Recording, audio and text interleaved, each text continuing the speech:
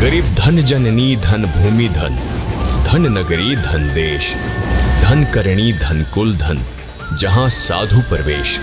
जगत गुरु तत्वदर्शी संत रामपाल जी महाराज के 74वें अवतरण दिवस के अवसर पर दिनांक 6, 7, 8 सितंबर 2024 को नेपाल सहित भारत के सभी सतलोक आश्रमों में 3 दिवसीय महासमागम का आयोजन किया जा रहा है।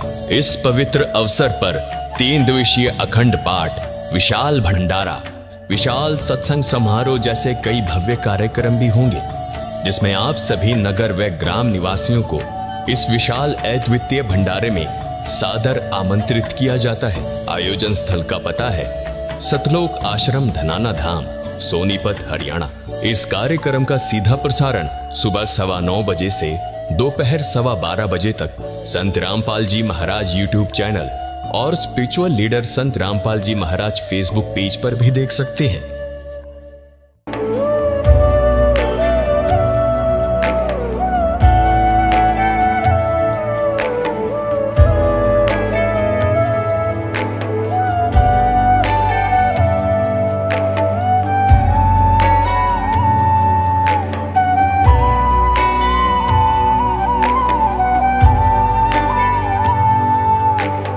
गीता अध्याय 15 के श्लोक 16-17 में 3 प्रभु बताए हैं।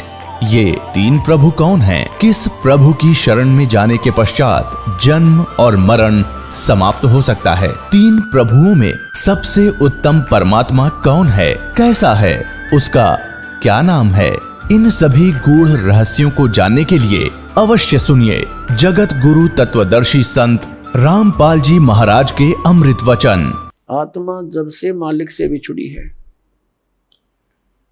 इसको उसी समय से उसकी आवश्यकता महसूस हो गई थी।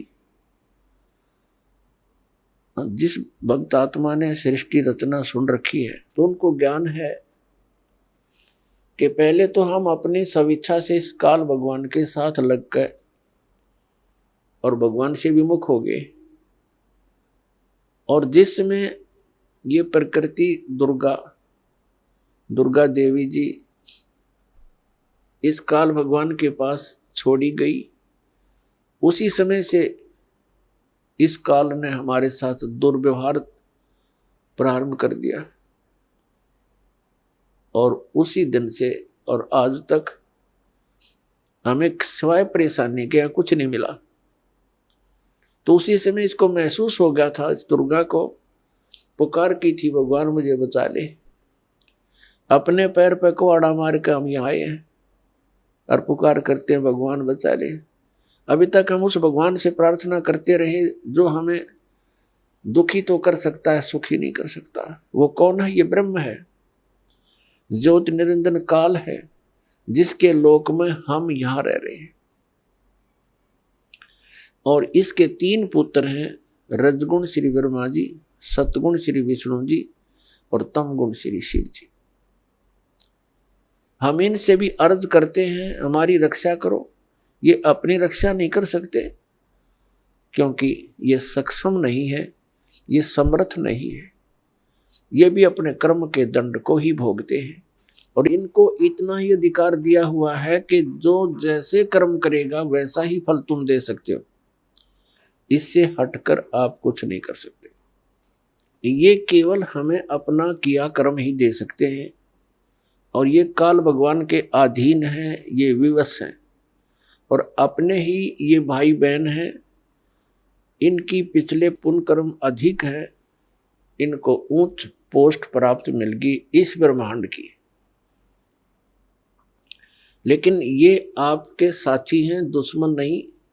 लेकिन ये विवश हैं, इस काल भगवान के संकेत के बगैर ये कुछ नहीं कर सकते और इनको केवल जैसा कर्म प्राणी करता है वैसा ही फल देने का ही अधिकार है, इसे हटकर नहीं। ना ये किसी को सुखी कर सकते और ना ये किसी को दुखी कर सकते। इनसे हटकर जो और अन्य देवता हैं उनकी तो बात ही छोड़ो।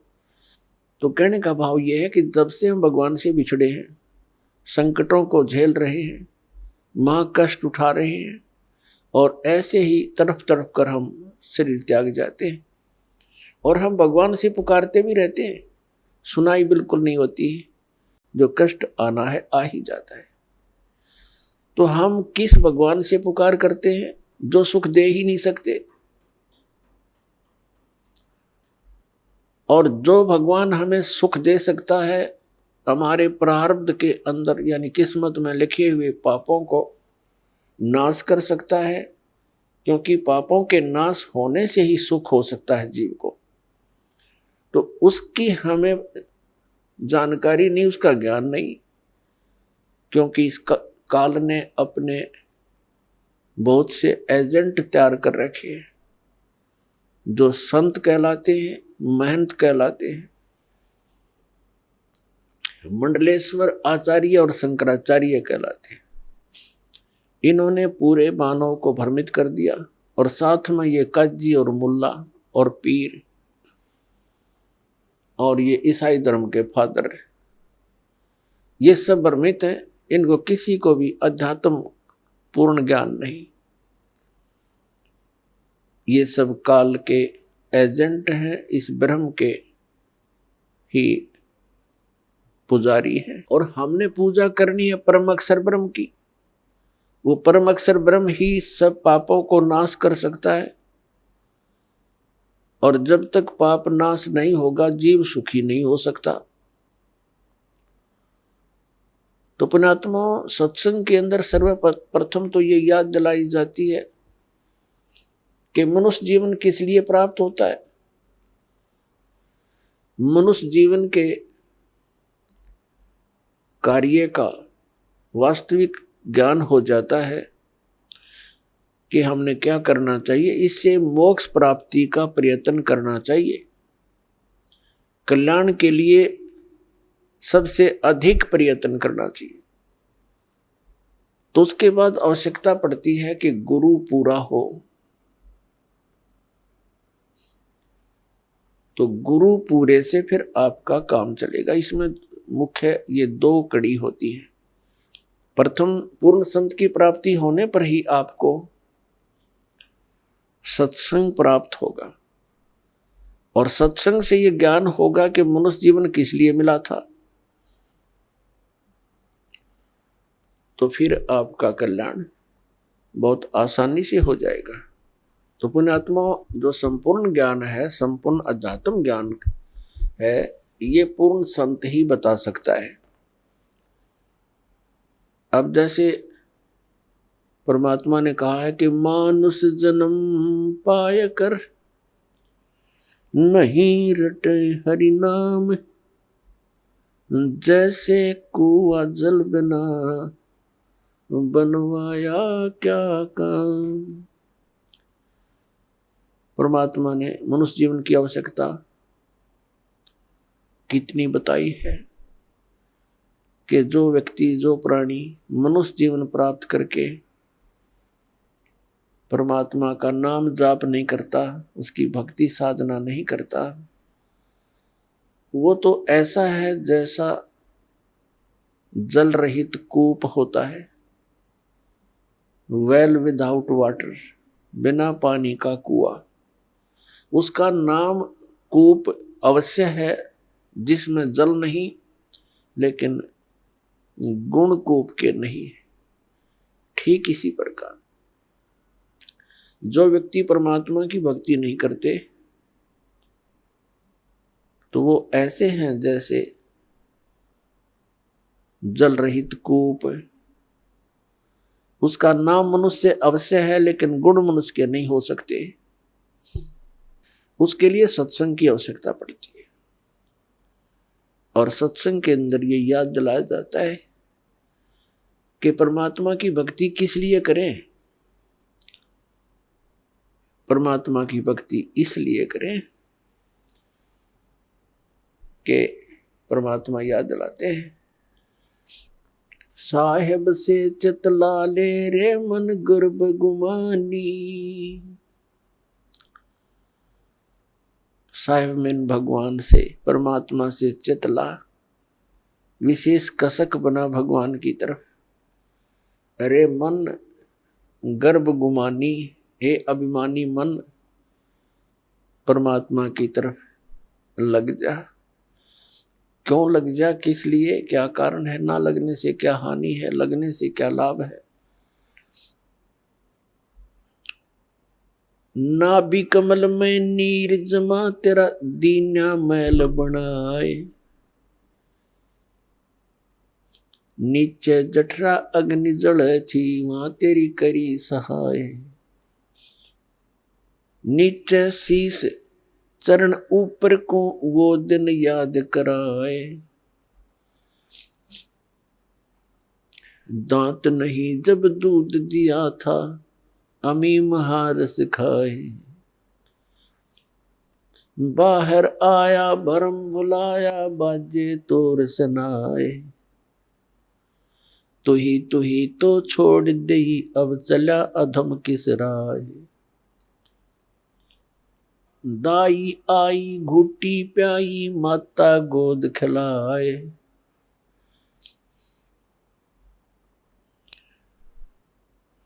तू ही तो छोड़ दिया इब चला अधम किस राय। अब क्या बताते हैं परमात्मा के जब तू मां के गर्भ में था, एक विशेष संकट को झेल रहा था, नीचे को सिर था ऊपर को पैर तेरे, और जब आपत्ति आती है यह प्राणी परमात्मा को याद अवश्य करता है। मां के गर्भ में इस प्राणी को पूरी चेतना होती है कि मैं किस कारण से इस जेल में फंसा हूं।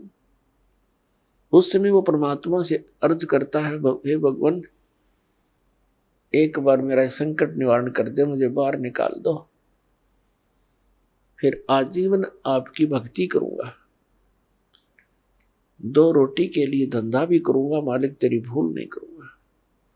उस समय उसको अपने पिछले जन्म जन्मांतर की फिल्में देखने को मिलती हैं अपने ही अंतःकरण में,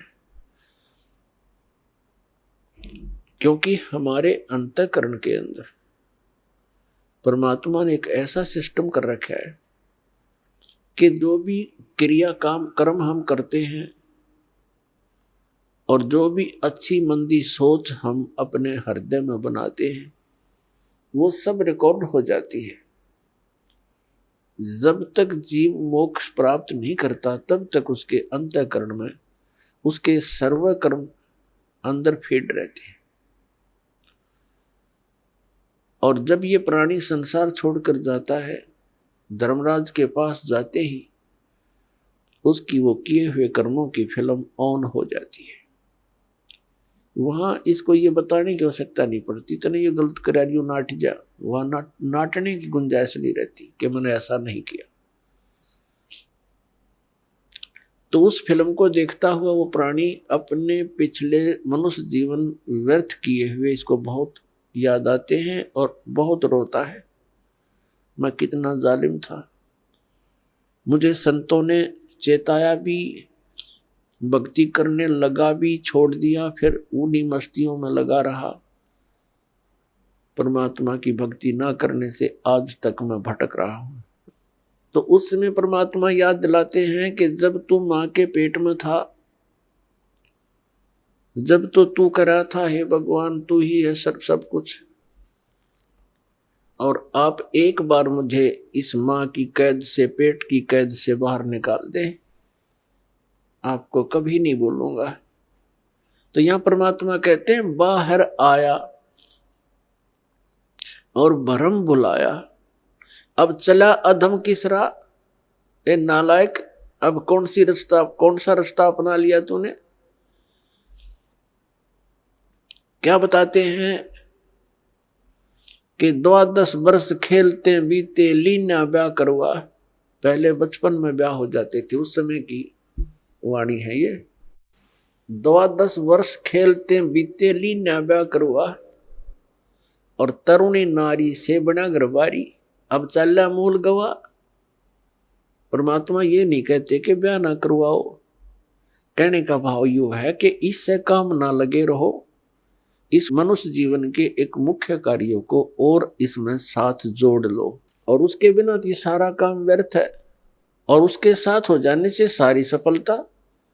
जब व्यक्ति महादुखी हो जाता है, अपने सतर के सब प्रयत्न ये कर लेता है, चाहे राजा भी क्यों न हो, तो उसको भगवान की आवश्यकता महसूस होती है। राजा लोग भी परमात्मा के लिए साधु संतों के पास जाते हैं, आशीर्वाद प्राप्त करते हैं। तो परमात्मा हमें याद दिलाने आते हैं कि तुम भिखारी क्यों बनो, वो साधु क्या करते हैं, वो भी तो भगवान की भक्ति करते हैं, तुम भी करो, तुम स्वयं धनी बनो उस भक्ति का, याचक क्यों बनो तुम। तो वह हमारे समझ में नहीं आई, क्योंकि हम इस गाइड गणे कर रखे हैं। हमने सोच ये रखा है कि भक्ति तो वो लोग करते हैं जो गुफाओं में बैठे, भक्ति तो वही कर सकते हैं जो बिल्कुल घर से घर त्याग कर जंगल में जा बैठे हुए फरी हैं। वह फरी नहीं है, वो तो आपसे भी दुखी है। तो परमात्मा हमें याद दिलाते हैं कि तरुणी नारी से गरबारी और चाल्या मूल गवा। मूल का अर्थ है जो अपने मनुष्य जीवन के श्वास रूपी पूंजी, जो मूल धन तुझे प्राप्त हुआ था। ये मनुष्य जीवन के जितने श्वास हैं ये आपका धन है, ये मूल धन है। और इस मूल धन से हमने आगे व्यापार करना था, सौदा करना था, और इसको दुगना तिगना चौगुना करना था। परमात्मा कहते हैं कि 3 लोक और भवन चतुर्दश सब जग सौदे आही, और दुगने तिगने और किए चौगने और किन्हु मूल गवाही। 3 लोक और भवन चतुर्दश ये सभी अपने सौदे के लिए आए हुए।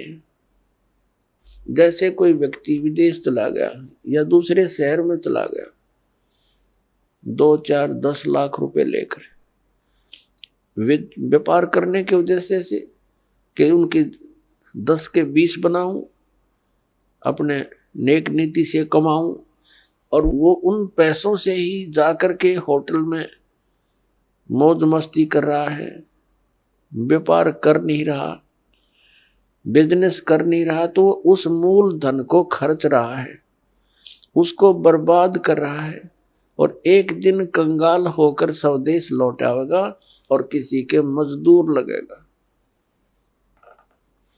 और दूसरा व्यक्ति उन 10 लाख रुपयों से सौदा खरीदता है, बेचता है, दुगने तिगने कर रहा है, तो उसने उसका यथार्थ लाभ प्राप्त कर लिया। ठीक इसी प्रकार जो मनुष्य जीवन प्राप्त प्राणी इस पूंजी को खर्च रहे हैं, कोई मंत्री बन गया, कोई प्रधानमंत्री बन गया, कोई जज बन गया, कोई IAS IPS बन गया, कोई फैक्ट्री का मालिक बन गया, ये पिछला धन है आपका। कोई मनुष्य जीवन ही आपको मिला है तो बहुत पुण्यकर्मी प्राणी है, आप धनी है भगवान के धन से। जिसको मनुष्य जीवन प्राप्त है वो मूल धन पूरा लिए हुए है। बाकी उच्च पोस्ट प्राप्त हो जाना, राजा बन जाना, ये उस भक्ति धन का एक एक्स्ट्रा आइटम है। ये केवल दान पुण्य का ही फल है इनका। और मूल पूंजी वो भक्ति वाली वो सबकी मनुष्य जीवन प्राप्त प्राणियों की एक जैसी है, जिनको मनुष्य जीवन मिल गया। चाहे वो रिक्शा चलाता है, चाहे मजदूर है, चाहे सेठ है, और चाहे मंत्री या प्रधानमंत्री है, कोई भी है। भक्ति धन आपका जो है नाम की कमाई वाला धन तो सबका समान है। और रहे पुण्यों का, उन पुण्यों से ये उच्च पोस्ट मिल जाती है। तो कहने का भाव ये है दास का कि जो इस मनुष्य जीवन के इस मूल धन से फिर से अपनी कमाई शुरू कर देता है, परम संत की शरण से उपदेश प्राप्त करके, फिर अपने उस दैनिक कार्य के साथ साथ ये भी एक मजदूरी करता है, तो वो दुगने तिगने और चौगने बना रहा है अपने मूल धन के। अब परमात्मा ने आकर ये ज्ञान दिया है, और यथार्थ ज्ञान को भगवान ही बता सकते हैं जीव तो अटकल लगाया करते हैं। आप देखिएगा पवित्र चारों वेदों और श्रीमद् भगवत गीता के अंदर जो ज्ञान है वो गॉड गिवन है, और परमेश्वर कबीर जी की वाणी वो गॉड गिवन है, स्वयं परमेश्वर ने आके बोली है। और उन महापुरुषों की वाणी जो परमात्मा से परिचित हुए, जिनको भगवान आकर सीधे मिले, उनको अपने से परिचित करा के वापस छोड़ा, उनकी वाणी भी गॉड गिवन है, क्योंकि उनका अनुभव आंखों देखा है परमात्मा की उन वाणी से भी मेल खाता है। तो इस प्रकार जो 18 पुराण हैं उनको देखिएगा, वो जीव की सोच है। इन ब्रह्मा विष्णु महेश और अन्य ऋषि महर्षियों का अपना ज्ञान अनुभव है, वो वेदों से बहुत कम मेल खाता है। तो इस प्रकार हमने अन्य के अनुभव को अपने भक्ति मार्ग में सहयोग में नहीं लेना है, आधार नहीं मानना है। इस ज्ञान को सुनने के लिए, ज्ञान को समझने के लिए 18 पुराण हमारे लिए एक विशेष सहयोगी है, लेकिन भक्ति की विधि के लिए इनका सहयोग हमने बिल्कुल नहीं लेना। और उसमें जो भी भक्ति क्रियाएं बता रखी हैं वो वेदों से नहीं मिलती हैं तो नहीं लेना, उनका पालन नहीं करना हमने, तभी हम सफल होंगे। तो क्या बताते हैं, ये मनुष्य जीवन जब तक आपके पास है तो आप इससे ये लाभ उठा सकते हो। क्या बताया है कि लोहे जैसा ताव जात है, ये काया दे सराही, और 3 लोक और भवन चतुर्दश सब जग सौदे आही। जैसे कारीगर लोहे को गर्म करता है, उसको इतना गर्म कर देता है बहुत अधिक, और फिर उसको निकाल कर तुरंत उस पर चोटें लगाता है। गरम गरम लोहे पर चोट लगा करके वो जो वस्तु बनाना चाहता है बना सकता है। लोहे के जरा से भी ठंडा होने के उपरांत उसके ऊपर चाहे पूरे गणना झाड़ ले, चाहे घन मार ले, उसका कोई लाभ नहीं होगा। वो टेढ़ा मेढ़ा बन जाएगा, वो वस्तु नहीं बनेगी जिसके लिए प्रयत्न किया गया था। तो ये मनुष्य जीवन जिसका शांत हो जाएगा, जब तक मनुष्य जीवन है ये लोहा गर्म है, इस पर राम नाम की चोट मार के आप जो बनाना चाहते हो बना सकते हो। जब ये ठंडा हो जाएगा, मृत्यु हो जाएगी, फिर कुछ नहीं हो, चाहे 5-6 इसके श्राद्ध निकालते रहियो, वो तो ठंडा होने के बाद चोट मारनी है। और चाहे उसकी 13वीं करते रहियो, 13वीं 17वीं, वो तो लोहा ठंडा होने के बाद व्यर्थ प्रयत्न कर रहे हो। तो यहां क्या बताते हैं, 3 लोक और भवन चतुर्दश सब जग सौदे आही, दुगने तिगने किए चौगने किन्हु मूल गवाही।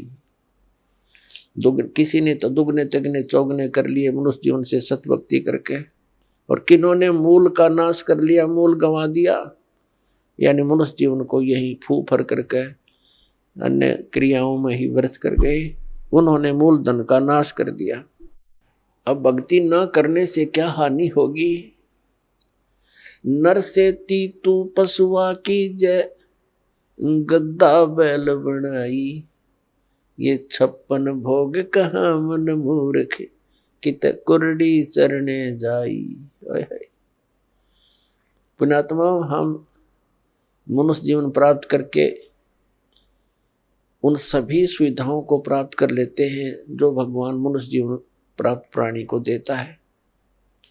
वो क्यों देता है? इसलिए देता है कि इन सुविधाओं को प्राप्त करके ये भक्ति कर लेगा, अपना कल्याण करा लेगा।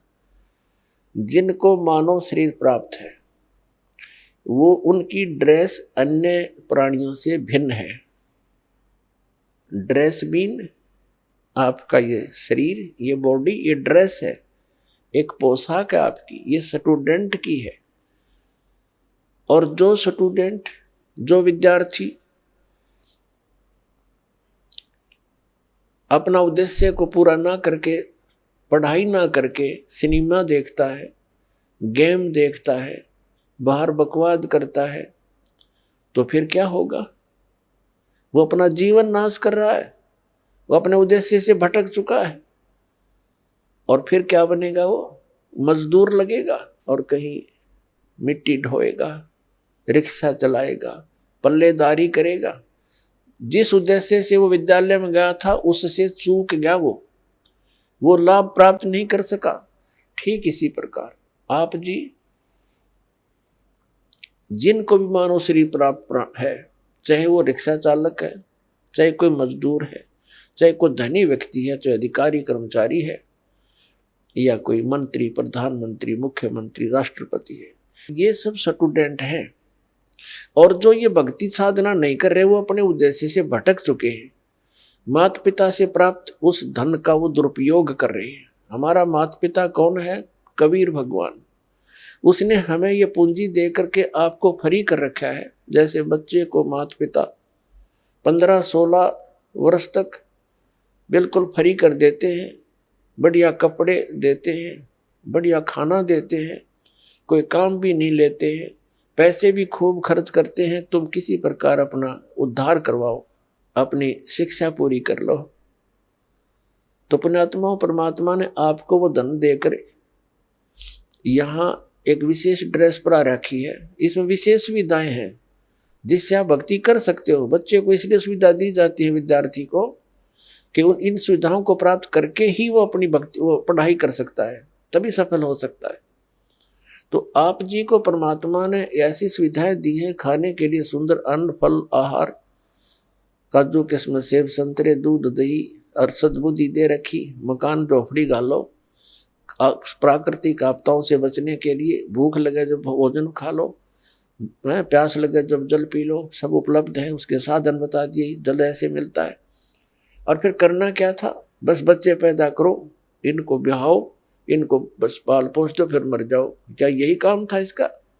ये तो पशु पक्षी भी कर रहे हैं।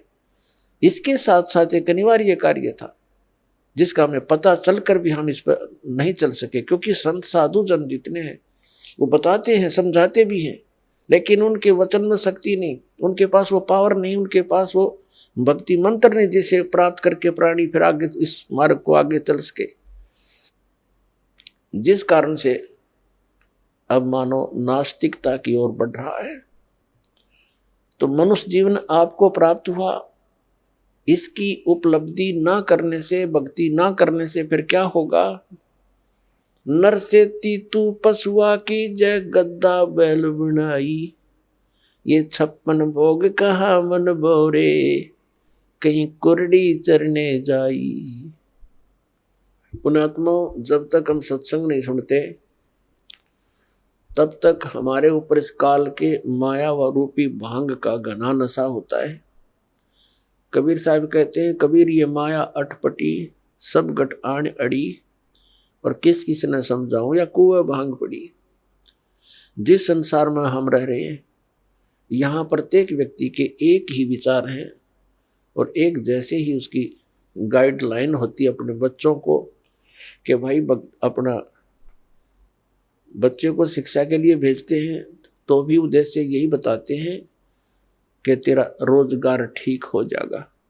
यानी जो भी ट्रेनिंग हमें मिलती है, रोजी रोटी और कपड़ा और कोठी, इनके बनाने की ही मिलती है। तो उस समाज में रह कर के आप अपना उद्देश्य भूल चुके हो। सत्संग में आने से कुछ समय आपको भगवान देता है, निश्चिंत होकर सत्संग सुनते हो और बहन भाइयों से मिलते हो, उनसे भी आपको फिर धीरे धीरे ये ज्ञान सुनने को मिलता है, तो आपकी रुचि बन जाती है। तो परमात्मा क्या बताते हैं कि आप मनुष्य जीवन प्राप्त हो, आपको कितनी सुविधा प्राप्त है। जब भूख लगती है खाना खा लेते हो, प्यास लगती है पानी पी लेते हो, गर्मी सर्दी से बचने के लिए मकान बना लिए। ये वैसे मकानों की आवश्यकता हमने इतनी चाहिए थी कि आवश्यकता से अधिक ना बनाए इनको। ये हमारा भक्ति बाधक है। जो भक्ति करना चाहते हैं, मोक्ष कराना चाहते हैं, तो उनको ये सब नियमों को फॉलो करना पड़ेगा जो बताए जाते हैं।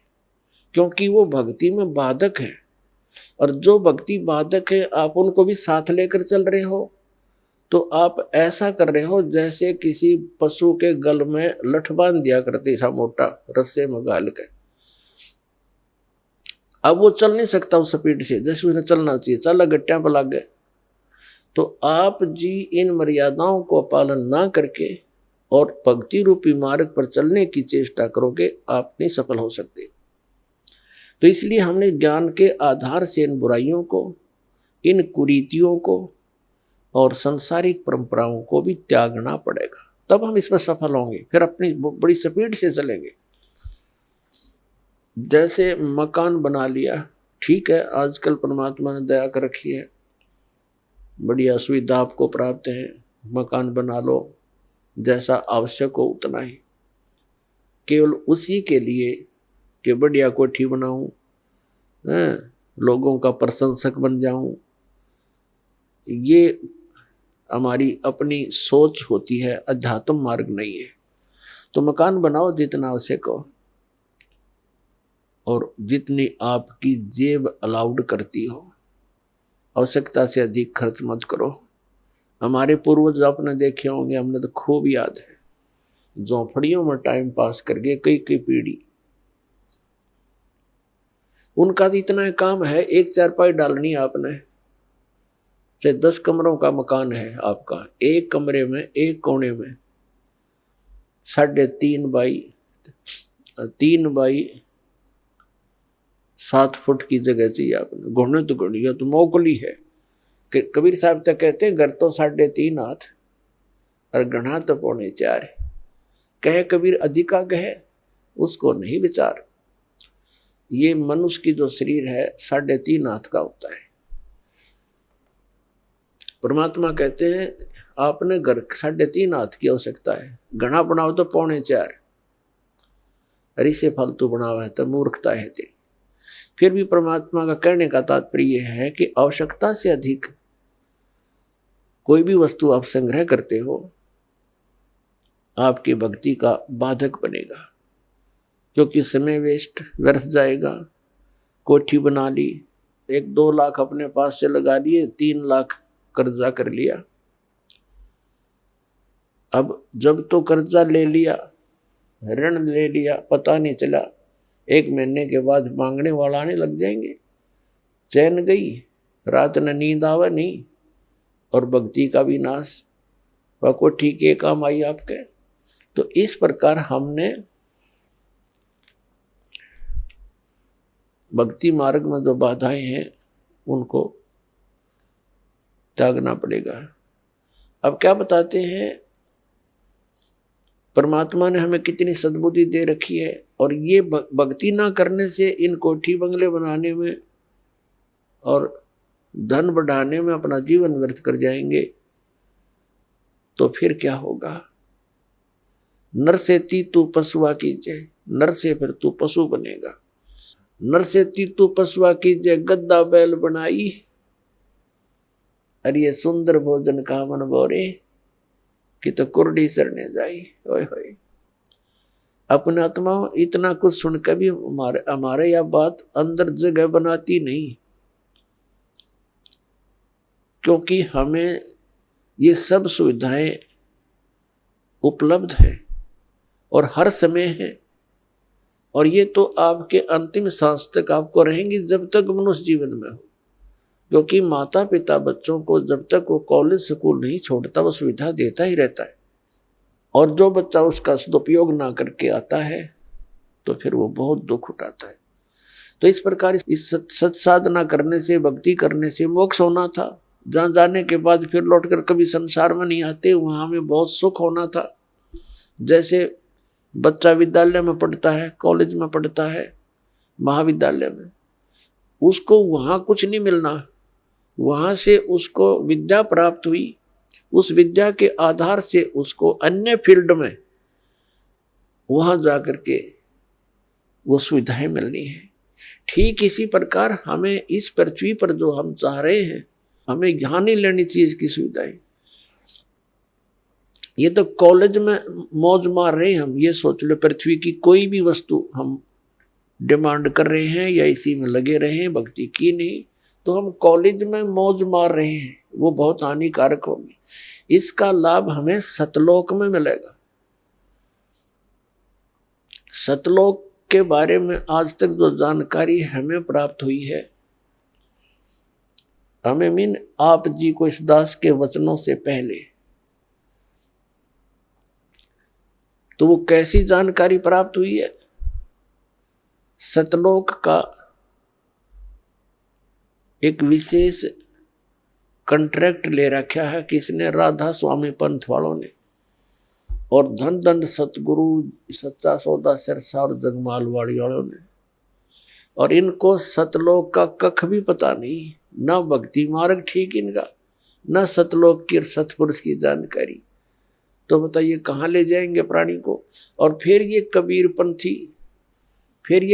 पंथी जितने हैं, ये भी सतपुरुष और सतलोक के गुण गाते हैं और सतनाम की महिमा मुख्य वर्णन करते हैं। इस दास ने इन सभी पंथों के ग्रंथों को बहुत गहराई से जाना, समझा, पढ़ा और फिर परमात्मा से प्राप्त उस यथार्थ ज्ञान से तुलना की। इन कबीर पंथियों के पास भक्ति मार्ग की ABCD भी नहीं है, और न इन राधा स्वामी, जय गुरुदेव और ये सच्चा सौदा सिरसा वाले और जगमाल वाली इनके पास, और न इन अन्य संतों के पास तो होना कहा, न इन आचार्य और शंकराचार्यों के पास भक्ति मार्ग। ये तो सतलोक जानते ही नहीं, इनका तो सब्जेक्ट नहीं। ये तो श्री राम, श्री कृष्ण, श्री विष्णु और श्री शंकर भगवान की पूजा तक सीमित किए हुए हैं, आचार्य और शंकराचार्य। और ये सुधांशु जी महाराज और ये आसाराम जी महाराज और ये सतपाल जी महाराज और ये बालयोगेश्वर जी महाराज और ये सारे कृपालु जी महाराज और ये दूसरे जितने ये ब्रह्म ऋषि कुमार, ये इस तरह के सारे ये कख निन के पास भक्ति मार्ग का, पूरे विश्व को डबोए बैठे, अपना नाश कर रहे। अपने आत्माओं, जिन पुण्यात्माओं को ज्ञान नहीं, तो ये सोचते हैं कि रामपाल पता नहीं अपने आप में के मान रहा है, अपने आप कोई विद्वान मानता है। इसमें विद्वान और अविद्वान की बात तो है ही नहीं। हमारे सदग्रंथ परमात्मा ने दे रखे हैं, उन सदग्रंथों की जिनको जानकारी है तो वो भक्त है, वो संत है, और उसकी जानकारी नहीं है वो ना भक्त है। भक्त तो हो ही नहीं सकता क्योंकि उसको थ्योरी का पता नहीं, प्रैक्टिकल करेगा क्या। तो पुण्यात्मा पूरे विश्व में इस दास के अतिरिक्त ना यू ज्ञान है, ना ये समाधान है। ये वचन प्रथम बार कोई सुनता है तो उसको खटकते हैं, लेकिन समय आने पर ये अच्छे भी लगेंगे, मीठे लगेंगे। एक बार परमेश्वर कबीर जी ने गोरखनाथ जी से वार्ता करते समय कहा था कि गोरखनाथ मैं सबन का गुरुआ। परमात्मा ने कहा था मैं सबका गुरु हूं, उस्ताद इस अध्यात्म मार्ग में। तो गोरखनाथ जी कहने लगे तुम मेरा वचन मोह लग गए कड़ुआ, कि आपकी बात मुझे अच्छी नहीं लगती, आप कहते हो मैं सबका गुरु हूं। तो परमात्मा ने कहा कि कड़ुआ लगे सो मीठा होई, हमारी बात पतीजे जोई। पतीजे माने विश्वास करें। परमात्मा ने कहा था ये जो कड़ुआ लगे सो मीठा होई।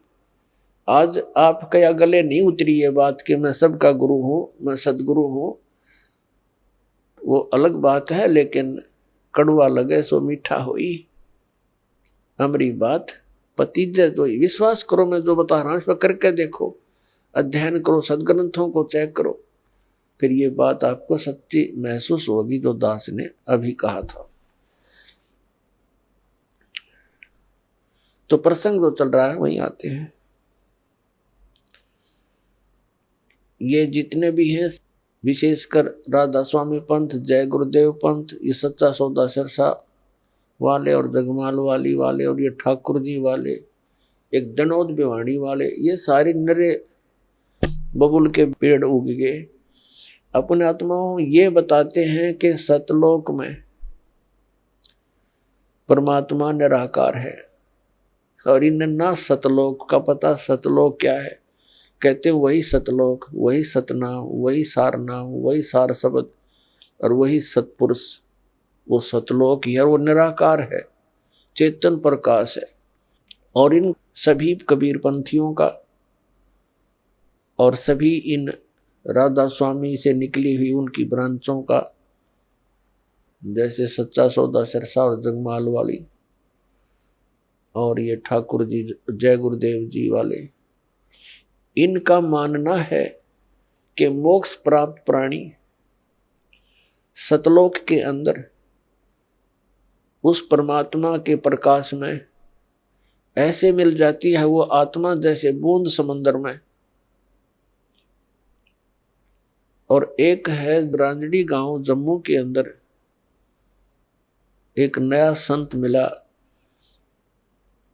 जिसका नाम है मधु परमहंस, और वो भी कबीर पंथी कहलाता है। और सतलोक को कैसे डिफाइन करता है? सृष्टि रचना सुनाते समय उसने क्या बताया है कि पहले परमात्मा गुप्त थे, फिर उन्होंने एक शब्द उच्चारण किया, उससे एक अद्भुत प्रकाश बन गया। उस प्रकाश के अंदर फिर परमात्मा अमर पुरुष समा गया, वो अमरलोक हो गया। फिर वो फिर अमरलोक बन गया, यानी वो परम पुरुष भी, अमर पुरुष भी, अमरलोक फिर एक हो गया, वो प्रकाश पुंज। और फिर कहते हैं उस प्रकाश ने परमात्मा को ऐसे छटक दिया, अपने आप को ऐसे छटक दिया, उसमें से बूंद सी बन गई, ऊपर जानते फिर उल्टी आ गई। जैसे जल की बूंद ऊपर को फेंकी जाए, जल में आकर मिल जाती है, पर वो मिली नहीं, वो कण कण से बन गए, बिंदु से बनकर जीव बन गए, घूमने लग गए उस प्रकाश में।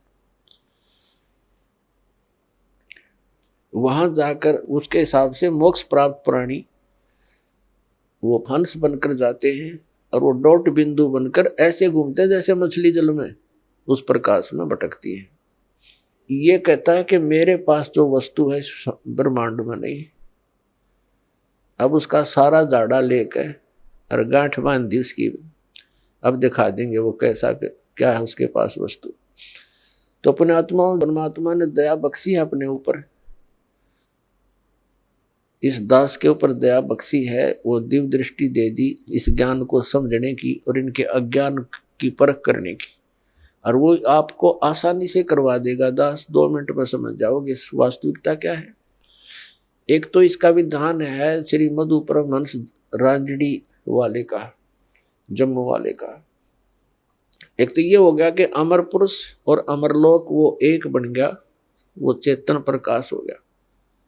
और फिर ने कहा सार नाम भी, आदि नाम भी, और सार शब्द भी, विधेय शब्द भी, वो अमर पुरुष ही है। अमर पुरुष वो बनेगा अमरलोक, यानी वो सारा कुछ हो चेतन प्रकाश को, ये अमरलोक भी, सार शब्द भी, सार नाम भी, विधेय नाम भी, आदि नाम वही, सतनाम भी वही, अमरलोक भी वही, सतपुरुष भी, अमर पुरुष भी वही, और सार नाम भी वही। आ गया वहीं जहां से शुरू हुए थे। ए भगवान, ये भोली आत्माओं को क्या पता भी महात्मा जी पहुंचे होंगे, सतलोक देख कर आएंगे। खक देखा उन्हें, सतलोक के अंदर ऐसी ही सृष्टि है, ऐसे ही मनुष्य, वह पशु पक्षी नहीं है, ये कीड़े मकोड़े नहीं है, जो वहाँ सदाबहार वृक्ष हैं और सदाबहार वहाँ के काजू किस्मत सेब संतरे और फल फूल फ्रूट सारे सदाबहार हैं। वहां जाने के बाद प्राणी ना वृद्ध होता ना उसकी मृत्यु होती। अपने आत्मा, यदि हमने वहां जाकर के नए धक्के खाने हैं, डोट बनकर घूमना, क्या आनंद होया? वो खाक आनंद है। मोक्ष का अर्थ होता है वो जिसके ऊपर जैसे कोई बंधन में ना हो। हम यहाँ कर्मों के बंधन से बंधे हुए हैं, वहां कर्म नहीं है। निष्कर्म में मोक्ष प्राप्त होता है, बिना किए प्राप्त होती हैं सब सुविधाएं, उसको निष्कर्म में मुक्ति मानते हैं। तो वहां जाने के बाद देखो, आप देखते हैं प्रत्येक व्यक्ति चाहता है काम थोड़ा करूं, ना करूं तो घना बढ़िया और सुविधा सारी हो। तो ये हमने कहा, यह आभास कहाँ से हुआ? क्योंकि हम ऐसे स्थान पर रहते थे, वहां हमने काम तो करना ही नहीं पड़ा था, सुविधा नरी थी, आगे पड़ी रही थी। फिर दूसरा, कोई बूढ़ा होना नहीं चाहता, वृद्ध अवस्था को कति पसंद नहीं करते, यानी 80 साल तक भी बाल काले करते रहे हैं और दांत कृत्रिम टडवाए ले हैं, और कुछ थोड़ी बहुत सेहत बूढ़ा सा ना दिखो हैं। और फिर मृत्यु कोई नहीं चाहता, और दोनों कंपलसरी। ये तो यहाँ का यूनिवर्सल ट्रूथ है, हार्ड एंड फास्ट रूल है तो इसका कि वृद्ध भी होगा और मृत्यु भी होगी, और हम दोनों पसंद नहीं करते, दोनों कंपलसरी होंगी यहाँ पर। इसी प्रकार कोई काम करना नहीं चाहता, हम उच्च शिक्षा किस लिए प्राप्त करते हैं कि हम कुर्सी पर बैठे दफ्तर के नीचे, नौकर हों, घंटी बजाएं, पानी पिलाओ, चाय लाओ, हैं, काम कुछ नहीं करना पड़े, तनख्वाह मिले गणी ठाठ से रहे। तो ये हमारी प्रवृत्ति जो यहाँ हम एक नकल कर रहे हैं, एक लकीर पीट रहे हैं सतलोक के उस सुख को भूल कर, उसको छोड़कर, और वो वही प्राप्त हो सकती है बबूल के पेड़ पर। यदि कोई आम खोज रहा है बबूल के वन में और वहां कोई आम ढूंढ रहा है, उस जैसा मूर्ख नहीं। तो हम इस बबूल के वन में, इस काल के लोक में, और वो सुख खोज रहे हैं सतलोक वाले। यहाँ के स्वर्ग महास्वर्ग में भी वो सुख नहीं है। तो वो बातें परमात्मा ने हमें याद दिलाई हैं। तो प्रसंग चल रहा है कि सतलोक के अंदर आपको मनुष्य शरीर मिलेगा। वहां 3 पोर्शन है सतलोक के। जैसे अपनी कैपिटल है, राजधानी है दिल्ली, और दिल्ली एक स्टेट भी है। तो दिल्ली का जो बाह्य दिल्ली है, ग्रामीण क्षेत्र है जो, वो तो समझो बाहर की दिल्ली। फिर बीच का बाजार आ गया, और फिर प्रधानमंत्री यानी अपना सेक्रेटरीट जो राजधानी स्थल है। ऐसे ही वहां का विभाजन है। तो बाह्य जो क्षेत्र है कति बाहर के साइड का सतलोक का, उसमें बाग बगीचे, फल, झरने, नदियां बह रही है। उसके नेक्स्ट जो सेकंड पोर्शन है, उसके अंदर पूरे आपके बहुत सुंदर सुंदर महल बने हुए हैं जो खाली पड़े हैं, जहां से आप आए हो छोड़कर। एक एक परिवार का पूरा द्वीप है।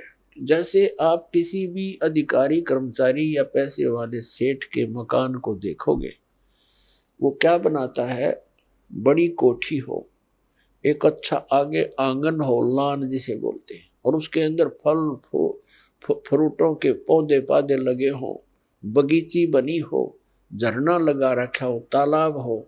इस तरह की हम सुविधा खोजते हैं। और हम पिकनिक मनाने जाते हैं, पहाड़ देखने आ जाते हैं, बड़े बड़े सुंदर स्थान, झरने देखने जाते हैं। ये हमारा स्वभाव वहां से बना हुआ है। और यहाँ तो हम जाते हैं, वहां जेब कटवा कर आ जाते हैं, 10,000 रुपये ले गए कुल्लू और मनाली मई जून जुलाई में, और अपने पैसे खर्चो, वह कुछ दिनों के लिए इधर उधर सैर सपट्टे करो और पैसे बर्बाद करके वापस आ जाओ। यहाँ का तो ये सुख है। और सतलोक में जाने के बाद वो कभी अभाव नहीं, कोई खर्च नहीं, और किसी किस्म का कोई वहाँ दुख नहीं। तो अब हम कोई मरना नहीं चाहते, और ये परिवार बना रहो, हम मरा नाम न कति जरूरत नहीं, चाहे दुखी और भी हो जावा, हम यहाँ से नहीं जा सकते, जरूरत ही नहीं हमने जाने की फिर। लेकिन यह मृत्यु खतरनाक हमारे लिए, और वृद्ध अवस्था, और ये सारा वहां होगा, और वहां फिर दुख नहीं, कोई काम नहीं, अपना बहुत ही सुविधा है आपको। वहां भी आपको परमात्मा की याद बनी रहती है। परमात्मा की जो सिमरन वहां भी आपने करना होता है, उस सिमरन का इतना आनंद आता है कई व्यक्ति सोचते हैं फिर वहाँ करें क्या, वहाँ परमात्मा की याद, वहाँ बहुत सब सुविधाएं हैं जो यहाँ वर्णन नहीं कर सकते। वहाँ आपको पता भी नहीं चलता कितना समय बीत जाता है और आप सदा सुखी रहते हो। कोई राग द्वेष नहीं, कोई ऐसी चीज का अभाव नहीं जिससे राग द्वेष बने। कोई ऊंचा बड़ा नहीं, छोटा बड़ा नहीं, वहाँ पर सबको एक जैसी सुविधा है। तो ये सतलोक के अंदर सभी सुविधाएं हैं और वहाँ पूर्ण मोक्ष है वो प्राणी, कोई प्रतिबंध नहीं। क्योंकि जितने भी यहाँ कानून बनाए जाते हैं निकम्मे आदमियों के लिए बनते हैं। जो नागरिक अच्छे होते हैं वो तो वैसे ही अपना सद्भावना से रहते हैं, वो कोई अपराध करते नहीं। आइए अब हम उन श्रद्धालुओं के अनुभव जानते हैं जो जगत गुरु तत्वदर्शी संत रामपाल जी महाराज जी से दीक्षा प्राप्त कर चुके हैं तथा उनके द्वारा बताए गए भक्ति मार्ग पर चल रहे हैं। नमस्कार सर। नमस्कार सर जी। सर क्या नाम है आपका? मेरा नाम सुरेंद्र सिंह दफोटी। सुरेंद्र जी आप कहाँ से हैं? मैं जिला बागेश्वर उत्तराखंड से हूँ। सुरेंद्र जी संत रामपाल जी महाराज से नाम दीक्षा आपने कब ली? संत रामपाल जी महाराज जी से नाम दीक्षा 2017 को ली। सुरेंद्र जी अभी तक क्या क्या भक्ति साधनाएं की हैं आपने? भक्ति साधना तो जो हमारी रीति रिवाज पुरानी हिंदू धर्म से है उनसे चलते हुए भक्ति क्या करते थे। आर्मी में था पहले सर, मैं बहुत ज़्यादा नशा करता था और इतना नशा करता था कि मैं उस नशे सभी चीज़ें, शराब जैसे कि शराब हो गया और चरस हो गई और जुआ वगैरह भी खेलता था। तो ताकि मैंने उस नशे के कारण अपनी नौकरी भी त्याग दी और ट्रांसपोर्टिंग ट्रक वगैरह थे वो भी सब बेच दिए, तो मेरे पास कुछ नहीं बचा। तो मैं इतना परेशान हो चुका था, मैंने जब लास्ट ट्रक बेची तो मैं इतना नशा करने लग गया था कि डिप्रेशन में चला गया था मैं। बस नशा, और मुझे फिर भगतमती ने क्या किया कि निर्माण में नशा मुक्ति केंद्र में एडमिट कर दिया। नशा मुक्ति केंद्र में एडमिट होने के कारण मैं फिर घर आता था, फिर पीना शुरू करता, फिर नशा मुक्ति, यानी कि 5-10 बार मैं नशा मुक्ति केंद्र में चला गया था। पत्नी ने नाम लिया 2017 में, संत रामपाल जी महाराज जी की नाम दीक्षा ली। तो उसके बाद में मेरे को वो एडमिट करके गई वहाँ नशा मुक्ति केंद्र में। उसके बाद वहाँ आके मुझे ज्ञान गंगा दिया, उन्होंने दिया तो मैंने पढ़ा उसमें से, उससे मुझे लगा कि हाँ ये कुछ और ही है इसमें ज्ञान। उसके बाद मैं बाहर आया, बाहर आने के बाद में फिर मेरे वो नशा करने से मेरा उससे पहले जो था मैं इतना मतलब वो हो गया था, मैंने पॉइजन खाने की भी काफ़ी कोशिश की। और उसके बाद मैंने जो वो सल्फास की डिब्बी होती है वो मैंने स्कूटी के अंदर भी रखी थी कि मैं कभी भी, मैं मौका मिलना चाहिए था मेरे को कि मैं उसी समय वो मैं सल्फास खा लूँगा। तो यहाँ तक की मेरी कंडीशन थी भगत जी। उसके बाद में मैं क्या कहते हैं घर में लाए मुझे भगत जी लोग आए घर में, सर लोग आए थे, उनने समझाया मुझे तो कुछ समझ में नहीं आया। फिर मैं संत रामपाल महाराज जी का सत्संग देखा और इंटरव्यू सुनता था तो उससे कुछ समझ में आने लगा मेरा। फिर अचानक मेरी प्रेरणा बनी कि नाम दीक्षा लिया मैंने 2017 में। सर जैसा कि आपने बताया कि आपने आत्महत्या करने की भी सोच ली थी, आपने कहा कि आपके पास और कोई चारा भी नहीं रह गया था, आपकी सारी प्रॉपर्टी खत्म हो गई थी। फिर जब आपने संत रामपाल जी महाराज से नाम दीक्षा ली तो आपको क्या लाभ मिले? क्या आपका नशा छूट पाया? तत्वदर्शी संत रामपाल जी महाराज जी से नाम दीक्षा लेने के बाद मेरे सारे नशे छूटे। दूसरा जो शारीरिक मेरी बीमारियां शुरू हो रही थी वो बीमारियां सारी ख़त्म हुई। बीमारियां जैसे कि पाइल्स की बीमारी शुरू होने लग गई थी, यानी कि सांस की बीमारी भी मेरे सांस मतलब ज़्यादा गर्मी से वो रुकने लग गया था। और काफ़ी ऐसी छोटी छोटी बीमारियां काफ़ी थी। तो उससे मैं मजबूर होकर वो जहर भी ना चाह रहा था कि मैंने बोला अब पैसा है नहीं मेरे पास, कुछ नहीं है, तो मैं ये चीज़ मेरे लिए वही है लास्ट है। संत रामपाल जी महाराज जी के शरण में जाने के बाद मैं भगत जी मतलब छू मंतर जैसे मैंने सोचा भी नहीं था कि मतलब ऐसा होगा करके कि ये तो चलो मैं एक अजमा लेता हूँ वाली बात। वो तो मैंने काफ़ी अजमाया हुआ था, काफ़ी चीज़ें अजमाई थी, लेकिन वो चीज़ें मैंने बोला चलो इनको भी अजमा लेता हूँ करके वो चीज़ की। लेकिन वो दिन है, आज का दिन है भगत जी। मैं बहुत बिगड़ा हुआ था, मैं हर चीज़ में मतलब अब स्पोर्ट्स वाला आदमी करता ही है, उल्टे सुल्टे काम करना, ये मतलब हर चीज़ में वो चीज़ अभी मैं सब शांत हो चुकी हैं। बॉक्सिंग से मैंने सबसे यानी कि जो इसमें हमारा सेना का तीनों सेनाओं का रहता था उसमें से मेडल लिया हुआ है और उसमें पार्टिसिपेट किया हुआ था नेशनल में। तो वो सारी चीज़ें भक्ति के बाद में जो अभी अब सोच में आ रहा है कि हम ये पहले से जुड़े होते तो आज तक शायद भक्ति मार्ग में ठीक ठाक होते। चलो अभी भी जुड़े हैं लेकिन अभी भी मार्ग सही मिला हुआ है गुरु जी का, संत रामपाल जी महाराज जी का, तो सही है। और लाभ तो काफ़ी मिले हैं भगत जी, अपने पारिवारिक लाभ और काफ़ी। मैं एक बार जैसे अभी फिलहाल जो सप्लायर का काम और बिल्डिंग मटेरियल सप्लाई का काम करता हूँ, तो मैं मेरी कहीं गाड़ी आई हुई थी, वहाँ जा रहा था। पहाड़ में बैंड होते हैं, तो बैंड में ऐसे आ रहा था, तो वहाँ से बोलेरो कार आ रही थी। बोलेरो स्पीड में थी, मैं भी स्पीड में था। तो देखने जो बंदे बैक साइड में धूप सेक रहे थे, वो देख रहे थे, तो उन्हें बोला गया एक बंदा, मैं इसको तो टक्कर मार देगी वो करके। और मैंने भी सोच लिया था कि मैं मेरा इस दाहिने हिस्से में जो है गाड़ी मारेगी करके, लेकिन मैं साबुत आगे निकल के और पीछे देखा मैंने, वो कार आगे चलेगी और मैं ठीक ठाक बच गया। ये गुरु जी की, संत रामपाल जी महाराज की ये कृपा हुई। सर, जैसा कि आपने बताया कि आप इंडियन आर्मी में एक ऑफिसर रैंक के पद पर थे, आप नशा करते थे, नशे के लिए आपने अपनी नौकरी छोड़ी, नशे में ही आपकी सारी प्रॉपर्टी बिक गई और लास्ट में आप अपना शरीर भी छोड़ना चाह रहे थे। आप बहुत सारे नशा मुक्ति केंद्र में भी गए, लेकिन आपका नशा नहीं छूटा। फिर आपने संत रामपाल जी महाराज से नाम दीक्षा ली और आपका नशा छूट गया। सर, यहाँ पे सवाल ये बनता है कि आप नशे के लिए अपना शरीर भी छोड़ना चाह रहे थे, लेकिन फिर भी आपका नशा नहीं छूटा। तो संत रामपाल जी महाराज ने आपको ऐसा क्या दिया जो आपका नशा एकदम से छूट गया? एक तो जो उनके नियम है, उस नियम को जो फॉलो करेगा तो उससे सारे आदमी इसने वैसे ही ठीक हो जाना है। दूसरे जो वो उसके बाद में मंत्र देते हैं, जो हमें मंत्र देते हैं, जो नाम दीक्षा के बाद में, उन मंत्रों में इतनी ताकत होती है कि अगर सही ढंग से जिस हिसाब से बता रहे हैं उस हिसाब से करो तो वो चीज़ सब नशा क्या, उसमें तो बड़ी बड़ी चीज़ें छूट जाती हैं। वो नशा तो मेरा ऐसा चुटकी में छूटा जो कि मैं काफ़ी सालों से छोड़ना चाहता था। जब मैं स्कूल से लेबर में था तब से छोड़ना चाहता था, लेकिन छूटता नहीं था। तो थोड़ा सा मौका मिल जाए फिर पीता था। लेकिन उस भक्ति में इतनी ताकत है कि वो सभी चीज़ जो भी गलत काम है उनको सबको साइड कर देती है।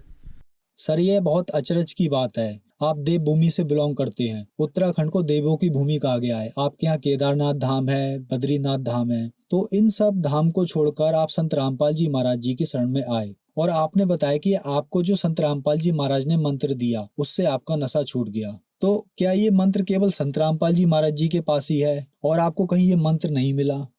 जी, मेरे को ठीक होने के लिए मेरे घर वालों ने क्या, मेरी पत्नी ने क्या, काफ़ी कोशिश की। यानी कि गढ़वाल से लेकर के जितने हमारे कुमाऊँ के गुरु अगर वगैरह ये भूख झाड़ फूक करने वाले जितने से सबको पूजा मैं, यानी कि बहुत ज़्यादा खर्चा होता था, वो खर्चा किया, लेकिन कहीं किसी की बस की बात नहीं कि मैं एक दो दिन ठीक रहूँगा फिर वैसी, एक दो दिन ठीक रहूँगा फिर वैसी। तो वही मैं समझ के चलता था कि हाँ चलो ये वाली नाम दीक्षा लेने वाली बात कर रहे हैं, संत रामपाल जी महाराज जी के पास जाने वाली बात कर रहे हैं। चलो इतनी सारी चीज़ें तो मैंने कर ली। मैंने कश्मीर से कन्याकुमारी, क्योंकि मैं आर्मी में रहा हूँ, मैंने हर शहर हर चीज़ देखी हुई है। सब चीज़ मैं मुसलमानों के उनके पास में गया हूँ कि जो ये होते हैं पीर जो होते हैं उनके पास भी गया। उन्होंने से भी मैंने वो झाड़ फूक करने की कोशिश की, लेकिन उससे भी कुछ नहीं हुआ। लेकिन मैंने इतनी सारी चीज़ें मैंने कर ली हैं, तो मैं एक बार चलो ये जो कह रहे थे ज़बरदस्ती कर रहे हैं, मैं एक बार ठीक है मैं मानता हूँ उनकी बात में, क्योंकि मैं जब रामपाल जी महाराज के शरण में तब आया। जब मैं शरण में गया तो मुझे यकीन नहीं था फिर भी कि मैं ये होगा करके। सिर्फ मैं इंटरव्यू जब देखता था तो उससे पता हाँ फ़र्क तो हुआ है। लेकिन जब मुझे नाम दीक्षा लेने के लिए जब मैं वहाँ गया, वहाँ जब मुझे वो चीज़ बताई गई कि ये चीज़ करनी, तो वो मैंने करीबन 1.5-2 महीने से तो मैंने प्रॉपर ऐसे की कि मैंने सोचा कि देखता हूँ मैं अगर इतनी शक्ति इनमें होगी तो मैं ठीक हो जाऊँगा। और मैंने की प्रॉपर ढंग से जो चीज़ें बताई मेरे को, तो मैं वो चीज़ें सब निकल गई। और संत रामपाल जी की कृपा से मैं आज के डेट में ठीक हूँ और समाज में बैठने लायक उठने लायक हूँ। जो मंत्र नाम दीक्षा के अंदर संत रामपाल जी महाराज द्वारा दिए गए हैं, उन मंत्रों में इतनी शक्ति है कि वो मंत्र विश्व में तत्वदर्शी संत के पास ही होता है, वही देते हैं, और बाकी वो किसी के पास नहीं होता। न वो किसी के और के देने से, और के पास तो हो ही नहीं सकता, लेकिन उनके देंगे तो उनसे फ़ायदा होता है। उन मंत्रों में इतनी ताकत है कि हम उनको जिस हिसाब से बताया गया है उस हिसाब से उनको फॉलो करेंगे तो वो चीज़ से फ़र्क होता है। सर, जैसे कि आपने बताया कि नशा मुक्ति केंद्र में पैसे लगते हैं, जितने दिन आपके पास पैसे हैं उतने दिन आप वहाँ रुक सकते हैं। तो क्या संत रामपाल जी महाराज जी के आश्रम में भी पैसे लगते हैं? नहीं भगत जी, वहाँ पैसा कहाँ, वहाँ तो आश्रमों में जाने से ऐसा लगता है कि हम कहीं और ही चले गए। वो कोई पैसा नहीं, ऐसा घी में बना हुआ खाना मिलता है। संत रामपाल जी महाराज जी के आश्रमों में इतनी सुविधाएं हैं, भगत क्या जगत क्या सबके लिए जो वहाँ पर आते हैं सुनने के लिए, कि वो कहीं जो भी आता है वो मतलब ऊपर ही बात करता है कि यार तो बहुत अच्छा है ये है।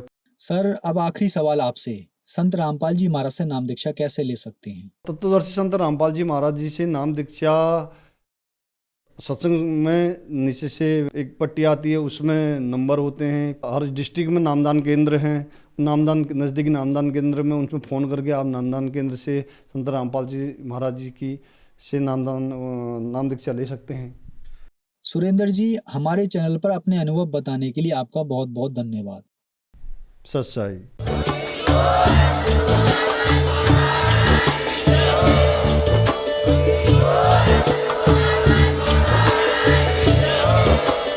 आप सुन रहे थे जगत गुरु तत्वदर्शी संत रामपाल जी महाराज जी के मंगल प्रवचन। अधिक जानकारी के लिए विजिट कीजिए हमारी वेबसाइट www.jagatgururampalji.org। संत रामपाल जी महाराज जी के शुभ आशीर्वाद से पूरे विश्व भर में 500 से भी ज्यादा नाम दीक्षा केंद्र हैं, जिन पर संत रामपाल जी महाराज जी द्वारा ऑनलाइन निशुल्क नाम दीक्षा दी जा रही है। अपने नजदीकी नाम दीक्षा केंद्र का पता करने के लिए संपर्क करें 8222880541।